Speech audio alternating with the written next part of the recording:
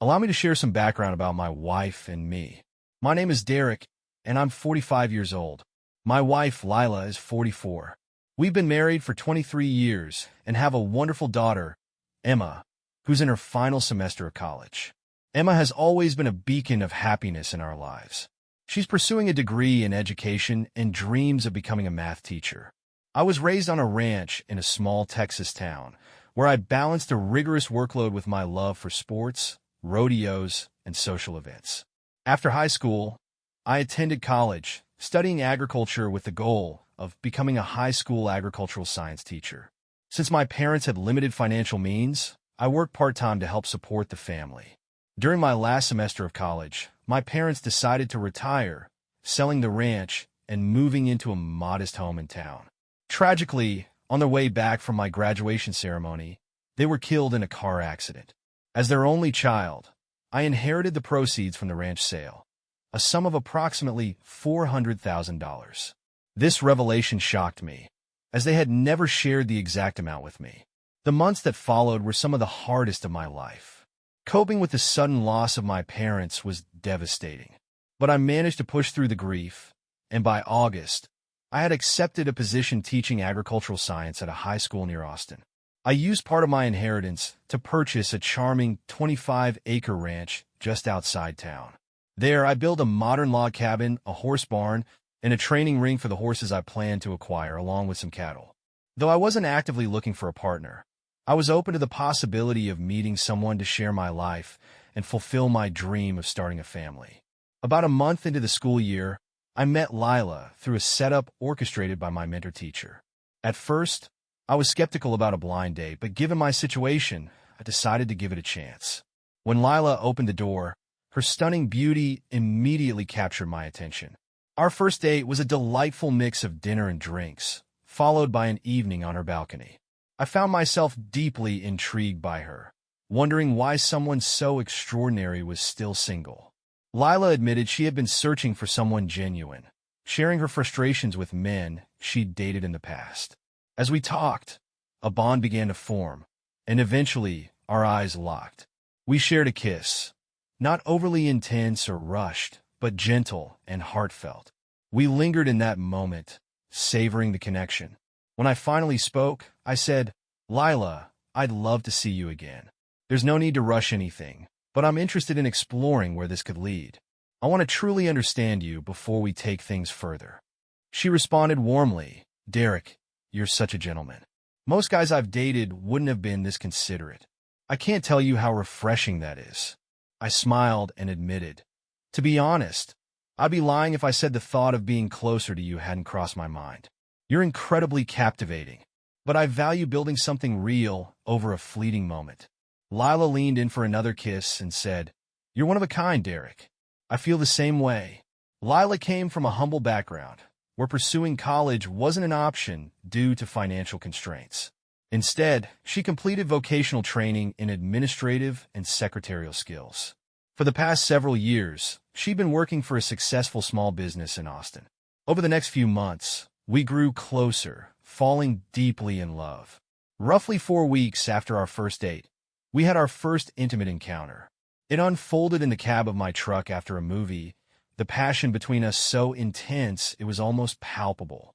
Her cries of pleasure filled the small space as we gave ourselves over to the moment.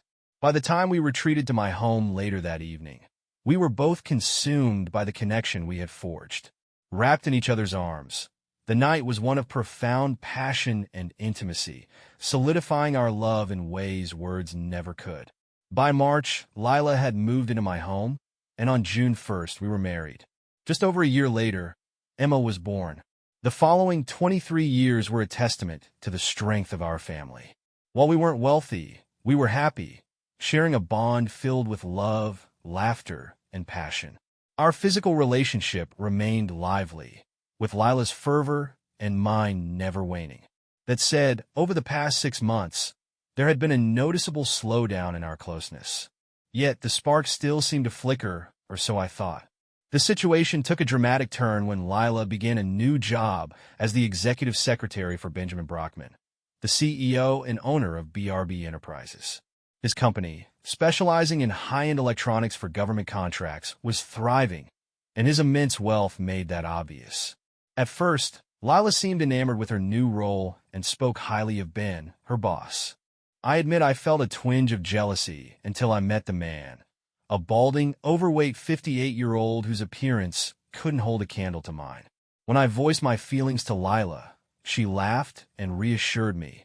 "Derek, no one could ever compare to you." Her words comforted me for a time. She frequently expressed her appreciation for our intimate moments, which eased my doubts. But my unease resurfaced when she started joining Ben on 2- or 3-day business trips. Each time I questioned her, she brushed off my concerns, insisting the trips were strictly professional and that she stayed in her own accommodations. Although I still harbored some doubts, I decided not to press the issue further. Lila had never given me a reason not to trust her, until that pivotal Friday. I had just returned home from school and headed to the barn to unwind. After about an hour, Lila's car pulled into the driveway. As she stepped out and made her way toward the house, I called out to her, expressing my happiness to see her and suggesting we have steaks for dinner. She gave me a brief nod but didn't stop to engage, disappearing into the house. Sensing something was off, I followed her inside. Grabbing a beer from the fridge, I asked if she'd prefer a glass of wine or a beer. "A glass of wine would be lovely," she said, her eyes fixed on the floor. She seemed distracted, even uneasy. I poured her a glass and set the bottle beside her before taking a seat. When she finally looked up at me, her troubled expression confirmed my suspicions. After a quick kiss and hug, I asked her what was wrong. She hesitated, downed her wine in one gulp, and poured herself another glass before finally speaking. "Derek," she began, her voice heavy with emotion, "I need you to know that I love you with all my heart. What I'm about to say isn't because you've done anything wrong. You're an incredible husband, partner, friend, and father." Her words felt like a prelude to something catastrophic. I waited, the tension in the room thick enough to cut with a knife. "I've made a decision to file for divorce," she said, her tone measured but resolute. "I'll be leaving immediately. Your suspicions about Ben and me were right. We've been having an affair for the past 5 months. He's fallen deeply in love with me, and we plan to marry once the divorce is finalized. I'll only take my clothes and personal items. Everything else, the house, the ranch, all possessions, will remain with you." The room fell silent as her words sank in. My mind raced, but my voice remained calm. "Go ahead," I said, my tone betraying none of the seething anger and betrayal I felt inside.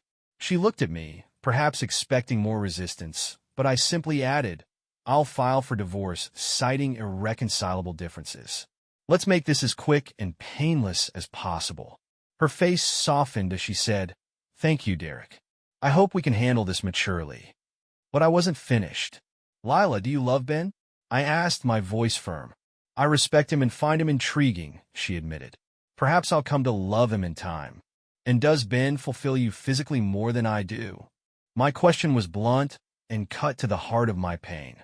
"Is he a better lover? Were you dissatisfied with our intimacy, Lila?" I asked, my voice cold and cutting. "No, Derek," she replied, almost pleading. "He doesn't even come close. You've always been a fantastic lover, and I've never been unsatisfied with you in that way." "Then have I mistreated you? Have I made you unhappy?" I demanded, struggling to wrap my mind around her decision. "I can't fathom why you destroy our marriage and rip apart our family for this." She sighed, her gaze drifting. "Derek, when I'm kind to Ben, he showers me with extravagant gifts. He adores me, and he loves showing it in ways that feel lavish.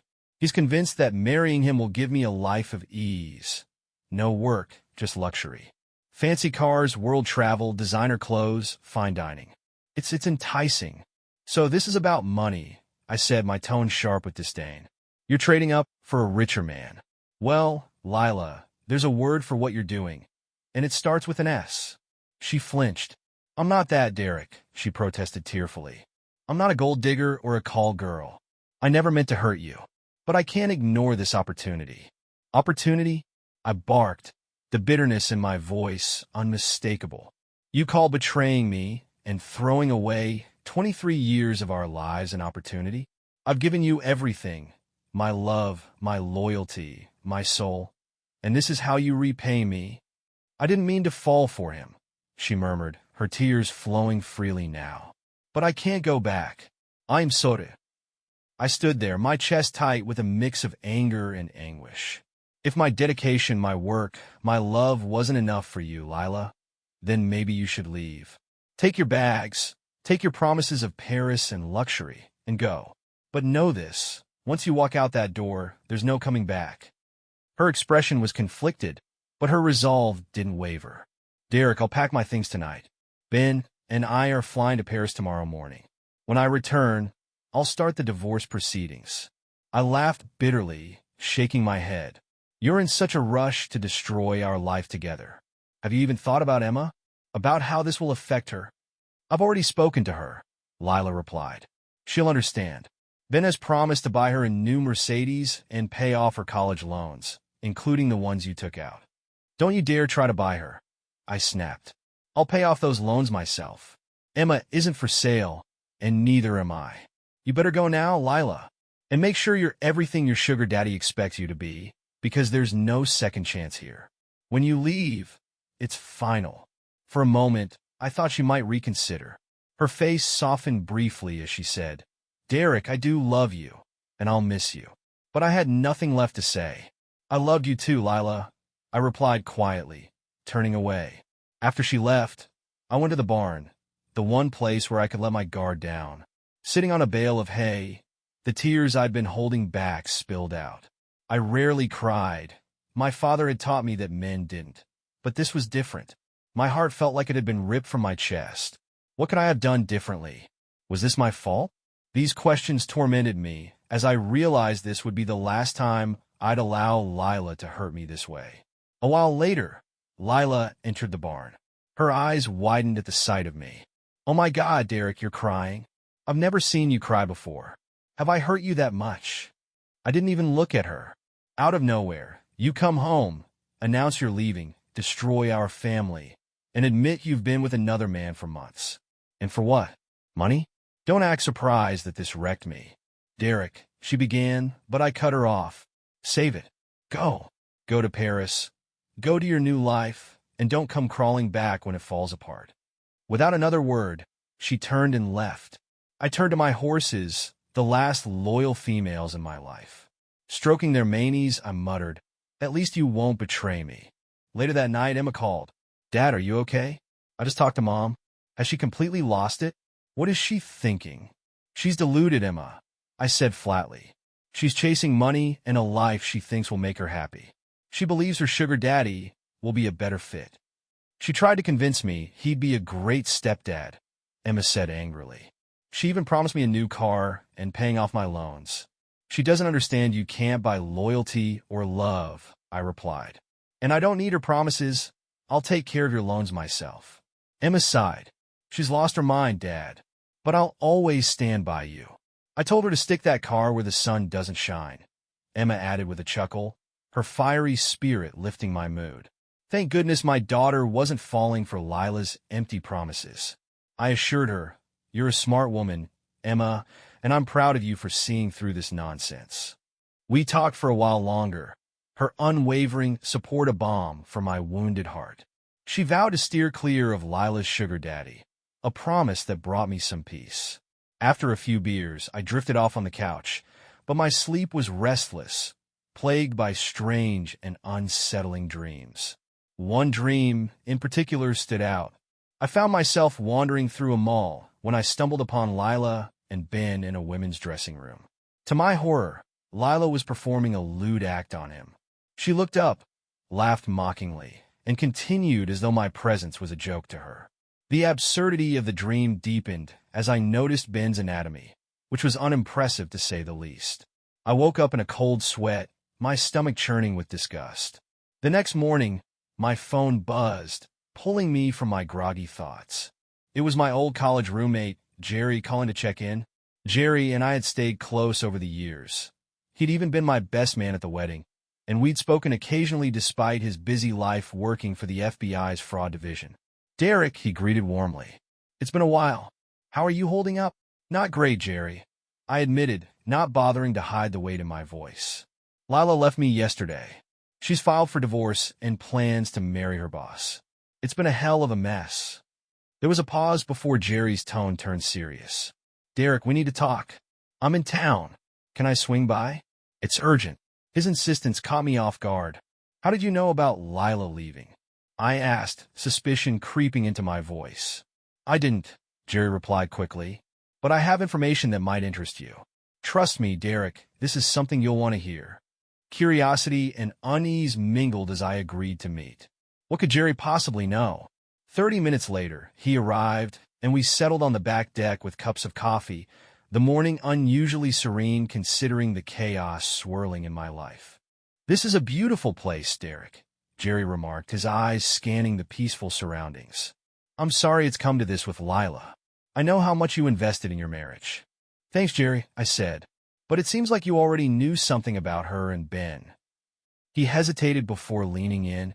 Derek, what I'm about to tell you doesn't leave this deck. This is confidential, and I could get in serious trouble for sharing it. But as your friend, I feel obligated. You have my word, Jerry, I assured him. This sounds serious. It is, he confirmed. Ben Brockman is under investigation for defrauding the U.S. government. We suspect he's been manipulating contracts, skimming millions in the process. We've been building a case for months, and we're close to having everything we need to bring him down. The revelation hit like a thunderclap. You mean to tell me that slimy bastard has been conning the government? That's incredible. He deserves to rot. And Lila, how could she be so blind? Leaving me for a man like that was beyond foolish. Jerry nodded, his expression grim. There's more. Lila, as his executive secretary, has become a person of interest. While we don't believe she's actively involved, she's tangled up in his mess by association. When this comes crashing down, she's going to face a rude awakening. He reached into his briefcase, pulling out a large envelope. I also need to show you this. Inside were damning photos, emails, and videos. Irrefutable evidence of Lila's affair with Ben, complete with timestamps. My stomach turned as I flipped through the contents. Seeing her so entangled with him, so distant from the woman I'd loved, was a punch to the gut. But what struck me most was her expression in the close-ups. She didn't seem happy, not even remotely. Jerry, this is hard to look at, I admitted, closing the envelope. But thank you for sharing it. If nothing else, it'll make the divorce proceedings easier. Use it however you need to, Derek, Jerry said. Just remember, you didn't get this from me. I nodded, my mind swirling. Lila's betrayal had cut deep, but knowing her new life was built on lies and fraud was some consolation. If justice was coming for Ben, then maybe, just maybe, karma would do its job. There was a lot of faking on her part, I admitted, glancing at the photos again. I know how Lila acts when she's truly satisfied, and she didn't look anything like that in these. It's ironic, too. Ben really does have well, let's just say he's not working with much. Jerry chuckled, but his tone quickly turned serious. I need to get back to work, Derek. I'll be in town for a few more days, but we're expecting D-Day with Brockman soon. It's all about timing now. Jerry, let me take you to dinner tomorrow, I offered. It's the least I can do after everything you've done to help me through this. That sounds great, he replied, a smile returning to his face. My sister Ashley is coming into town tomorrow. Would you mind if she joined us? She just finalized her divorce and could use a distraction. Absolutely, I said, intrigued. I haven't seen Ashley since she was 13 and still embraces. Hard to believe she's 36 now. Jerry grinned. She's not a kid anymore, Derek. She's a partner at a big corporate law firm and is here to open a new office. Ironically, her divorce was finalized today because she caught her husband in bed with his secretary. You two might have more to discuss than you think. She could also help you find a top-notch divorce attorney. I'll definitely ask her about that, I replied. See you tomorrow. The following evening, I met Jerry and Ashley at a local Mexican restaurant. When Ashley arrived, I was struck by how much she had changed since I last saw her. She was stunning, as Jerry had described, and greeted me with a warm hug and a kiss on the cheek. I can't believe how much you've grown up, I teased. The last time I saw you, you had braces and pigtails. She laughed. Well, I've grown into a woman since then. It's good to see you, Derek. Reflecting on the past, I admitted, I used to tease you about those braces, but look at you now. You're one of the most beautiful women I've ever met. Dinner was lively, and Ashley and I fell into an easy rhythm as we discussed my situation. Jerry had already filled her in on the basics, and she quickly assured me that she could help. Derek, Ashley said, her tone firm, you can't let Lila dictate this divorce. You need to take the offensive. I know an excellent family lawyer who specializes in infidelity cases. She took my ex-husband to the cleaners. She sounds perfect, I said. Ashley nodded. I have her card back in my hotel. We'll grab it later. You need to call her first thing Monday and get the ball rolling. Let's make sure Lila knows she's not walking away unscathed. Things were moving quickly, but I was impressed with Ashley's assertiveness. Her confidence and determination made me wonder if she'd be open to spending more time together outside of this situation. Toward the end of dinner, Jerry got a work call and had to leave. He offered to cover the bill, but I insisted it was my treat.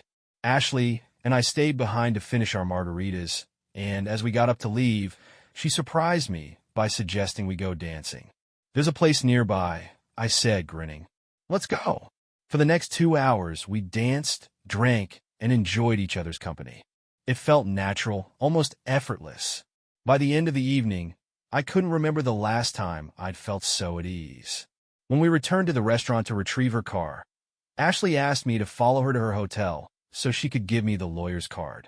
Once inside her room, she handed me the card and explained how to reach her friend directly. She's expecting your call, Ashley said. And trust me, she'll take care of you. Thank you, Ashley, I said sincerely. I don't know how I'll ever repay you. Before I could say more, she wrapped her arms around me and kissed me. It was passionate and unrestrained, and for a moment, the weight of everything else fell away. As we moved toward the bed, I let myself enjoy the connection, the chemistry between us undeniable. After a few minutes, we broke apart, catching our breath. I've wanted to kiss you since the moment I saw you, I admitted, my voice low. She smiled, her cheeks flushed. I felt the same way, Derek. You're handsome, and there's something about you that just feels right. As we resumed kissing, her hands explored my chest, and mine slipped under her blouse. But I hesitated, pulling back slightly. Ashley, I want this more than you know, but I think we should take things slow. You've just finalized your divorce, and I don't want to take advantage of you when you're vulnerable. Ashley's response was assertive yet tender. Derek, I appreciate your concern, but I'm not a fragile woman. I know what I want, and I'm deeply attracted to you. Honestly, I'm worried I might be the one taking advantage of you. Her smile was warm, but carried a touch of vulnerability. She went on, sharing her emotions from discovering her husband's affair. At first, I blamed myself, she admitted, her voice soft but steady. I wondered if I wasn't enough, if I was lacking in some way. But eventually, I realized it wasn't my fault. I'm confident, I'm attractive, and I'm strong. His betrayal was about him, not me. And Derek, I hope you don't blame yourself for what Lila did. It's not on you. Her words struck a chord. I won't lie, I said, meeting her gaze. I've spent nights wondering if I failed, if I wasn't enough for her. But spending time with you has made me see that I gave everything I had to that relationship. I was a good husband, a good father, and a good man. If she couldn't see that, it's on her. Ashley smiled, leaning in for another kiss. This time it was slow and full of emotion. We didn't rush anything. Instead, we found comfort in each other's arms, eventually falling asleep cuddled together on the bed. The next morning, I woke to find Ashley still nestled against me, her warmth a welcome reprieve from the coldness of recent days. Over coffee, I invited her to lunch at my house, suggesting we go horseback riding afterward. She beamed at the idea, admitting she hadn't been riding in years. Later that day, we found ourselves back on the couch, sharing another passionate moment. Things heated up, but we kept it at just a heavy make-out session, content to let the connection between us deepen naturally. There was no rush, no pressure, just an understanding that we were building something new together. By Monday, I was ready to face the next step. I met with Julia, the attorney Ashley had recommended. She was sharp, experienced, and didn't mince words. After recounting my story and showing her the evidence, Julia's expression hardened. "Derek," she said firmly, "Lila's behavior is reprehensible, but you're in a strong position here. We'll file for divorce on grounds of infidelity and abandonment. You'll retain ownership of the house, the ranch, and most of your assets. The $10,000 in savings will be split, but you'll keep the checking account. Cancel her car and health insurance immediately, and we'll address any joint credit cards." Julia's thoroughness impressed me. "We'll hold back on the explicit photos and videos unless absolutely necessary," she added. "When does she return from Paris?" "Thursday morning," I replied, providing the forwarding address Lila had left me. Julia nodded, saying she'd ensure the papers were served promptly. "She may balk at the infidelity clause," Julia mused, "but her eagerness to move on with Brockman might make her compliant. If she agrees to the terms as they are, we can offer to adjust it to irreconcilable differences." "Let's make sure she acknowledges her infidelity," I said firmly. At 10:30 a.m. on Thursday, my phone rang. Recognizing the number, I answered, bracing myself for the conversation. It was Lila, her voice tense. "Derek, what the hell is this? Divorce papers? We agreed you'd file, but not like this." "I didn't agree to anything," I replied coolly. "I'm just trying to expedite the process. You wanted a divorce. I'm giving you one." Her tone sharpened. "Infidelity? Abandonment? This isn't what we discussed. Change it to irreconcilable differences, and I'll sign." I remained calm. "That's already an option, Lila. All you have to do is sign the papers as they are. Julia has prepared an updated version for you to review. I'll have Ben's lawyer look them over," she said, her tone turning smug. "If he approves, I'll sign." After briefing Julia, she wasn't fazed. "Ben's lawyer is a corporate attorney," she said confidently. "He has no experience in divorce law. This will be resolved on your terms, Derek." True to Julia's prediction, Ben's lawyer, likely unfamiliar with the complexities of divorce law, must have advised Carrie to sign the papers without much argument. By Friday afternoon, the signed documents were back at Julia's office. On my way home from work, I stopped by and added my signature, marking the beginning of the 60-day countdown until the divorce would be finalized. That evening, I called Ashley and suggested dinner near her new office.